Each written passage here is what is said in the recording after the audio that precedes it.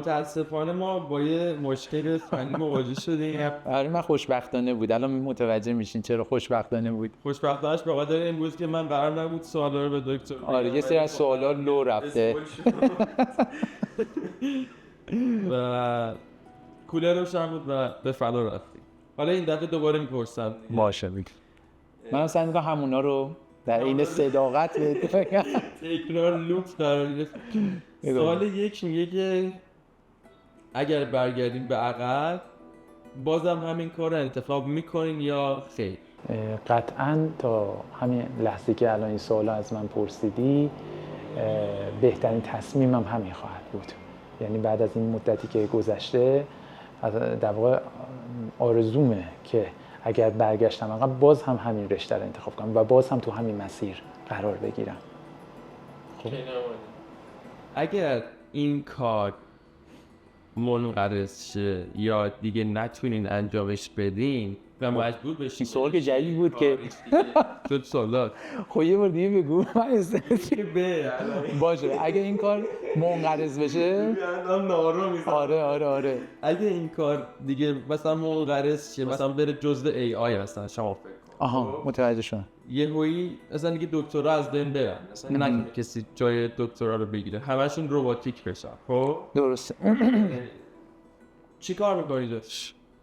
والا خیلی بهش فکر کردم از اونجایی که تو زمانی هستیم که مثلا هوش مصنوعی اومده و خیلی از شغل‌ها هم به واسطه گذرام دیدیم که یواش یواش از بین رفته. همیشه به این فکر کردم که امکان داره یه روزی شغل ما هم از بین بره، ولی فعلا تو جایی که هستش بهش در واقع هیچ راهی ندیدم، مسیری ندیدم که بخواد از بین بره. منتها حالا گفتم نکنه یه بیماری بیاد که خدای نکنه همه بیماری‌ها، همه پرنده‌ها توش از بین برن.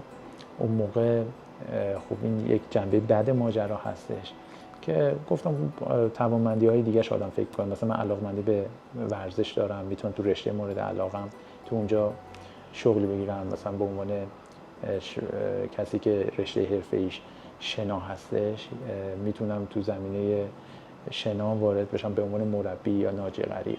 کلا از نجات دادن خیلی لذت به نظر میاد چون که دورای هلال احمرم دورای هلال احمرم تا بخششو گذروندم و حالا اینجور الان تو به این نکته اشاره کردی خودم نمیدونستم. کلا به نظر میاد نجات دادم خوشم میاد، ولی اگر این شغل به نوعی منقرض بشه زیاد استرس نمیدم. من فقط میخوام پرنده حالشون خوب باشه. که خودتون چه پرنده‌ای دارین و آیا اصلا پرنده‌ای دارین خودتون؟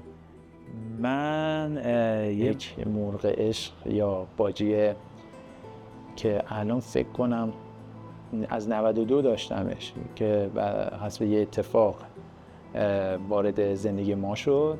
اسمش مموشه. یه دونم هست، یعنی برخلاف اون چیزی که همه فکر میکنن که مثلا مرغ عشق باید جفت باشن، اینا نه، یه دونه هست.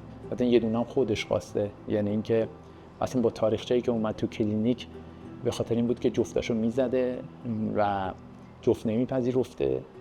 بعد خب صاحبش گذاشت اونو رفت و از سال 92 مهمون منه تا زمانی که حالا مجرد بودم. خانواده‌ام زحمت نگهداریشو میکشید، بعدش هم که همسرم بهش رسیدگی که میکنه و خیلی هم دوست داشتنی، خیلی هم دوستش داریم. اسمش هم دوباره تکرار میکنم، منوش. بزرگترین چیزی که از پرنده‌ها یاد گرفتین چی بوده؟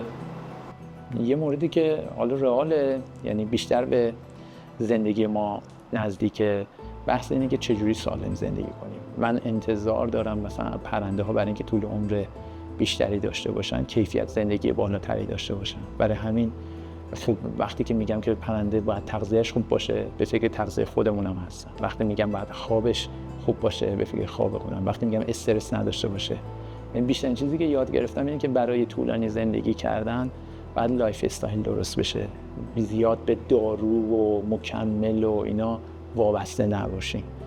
و این چیزیه که شاید برای ما واقعا سخت شده باشه، ولی برای پرنده ها نه اینکه بگم آسونه، ولی چون مسئولیتش کردن مراجعین هست، اونایی که کسانی که به سرپرستی قبولش کردن، اهمیت دوچندانی داره. ما اگه هر کاری میکنیم نسبت به خودمون بد کردیم، اگه خوابمون درست نیست، اگه زندگی ماشینی داریم نسبت به خودمون. ولی این پرنده ها مسئولیتشون با صاحبینشونه و حتما باید از این جهت اصلاح بشه. شاید بیشترین چیزی که یاد گرفتم همین بوده. مرسی. قربونت عزیزم. مرسی.